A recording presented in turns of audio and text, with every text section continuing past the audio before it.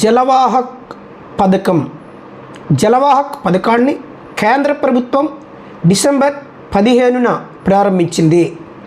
అంటే ఈ జలవాహక్ పథకం యొక్క ప్రధానమైనటువంటి ఉద్దేశం ఏంటంటే జాతీయ జలమార్గాలు ఏవైతే ఉంటాయో అంటే ఇన్లాండ్ వాటర్వేస్ అంటామా, అంటే నేషనల్ వాటర్వేస్ 1, నేషనల్ వాటర్వేస్ 2 ఇలా ఉంటాయా.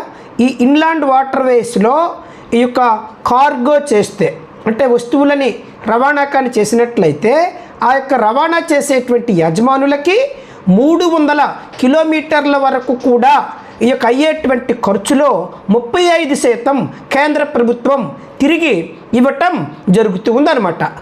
ఈ యొక్క జలవాహక పథకం 3 ఏళ్ల పాటు అమల్లో ఉంటుంది.